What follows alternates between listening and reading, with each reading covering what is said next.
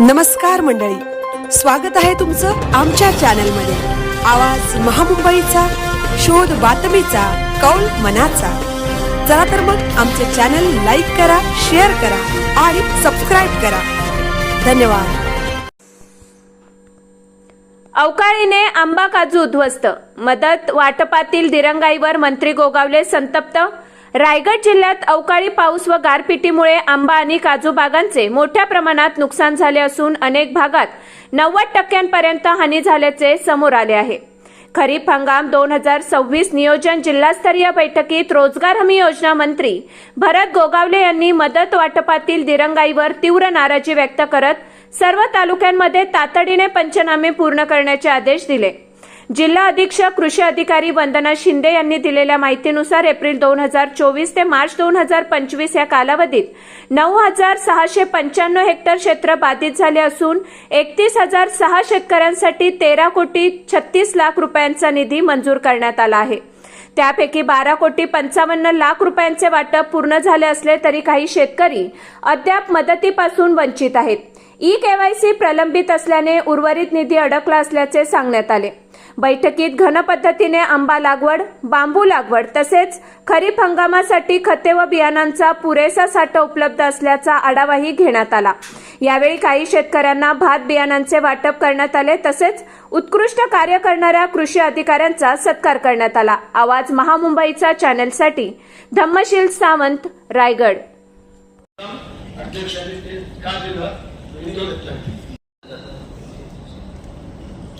परिसरमध्ये तक्रार असेल तर एकच त्या ठिकाणी होतच नाही।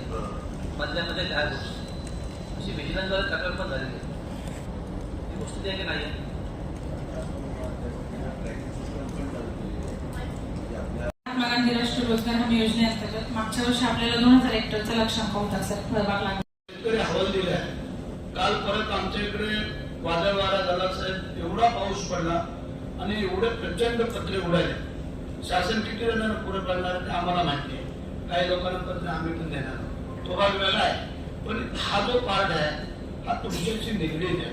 आणि हा आता बऱ्याच वर्षांनी की असं झालं की एवढं कमी मोहर घेऊन म्हणजे जळला मोहर आणि 10% उत्पन्न, आंब्याचं उत्पन्न 10%वरती एवढ्या वर्षामध्ये तरी आम्ही पण तुम्हाला सांगतो आम्ही काळांतराने त्याला जर जास्त येईल आणि भाताला जर कमी येईल म्हणजे त्यासाठी तर त्याच्यावरती थोडंसं भर द्यावा की जेणेकरून आणि फळझाडांची काही लावणी केली, कुणी चिकूची केली, पेरूची केली, काय केले म्हणजे अशा प्रकारे।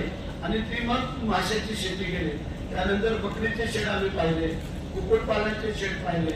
म्हणजे सांगायचं तात्पर्य आहे तुम्ही जर मनावरती घेतला अधिकारी वर्गाने आपण काही करू शकतो। आपल्या शेतकऱ्या जे काय आता पंचायत सभापतींनी सांगितलेलं आहे, वस्तुशी सांगितलेले ते गांभीर्याने घ्या। त्याच्यामध्ये जर कुठल्या पण तालुक्यातल्या तिथल्या अधिकाऱ्यांची कर्मचाऱ्यांची जर काय हत्या झाली तर बाकी त्याच्यावरती आम्ही रिसर्च करू, पण तुम्ही आम्हाला सांगू नका। आमची कोणाचीच इच्छा नाही कोणाचं शरीर खराब करायचं, काय करायचं किंवा काय करायचं। आमचं म्हणणं आहे की दिलेल्या वेळेमध्ये तुम्ही तेवढंच काम करा। 8 तास आहे ना, तुम्ही 8 तासच काम करा। 8 तासामध्ये जेवढं काम कराल ना तेवढं तुम्ही लय आम्हाला पुढे घेऊन जा, एवढीच विनंती।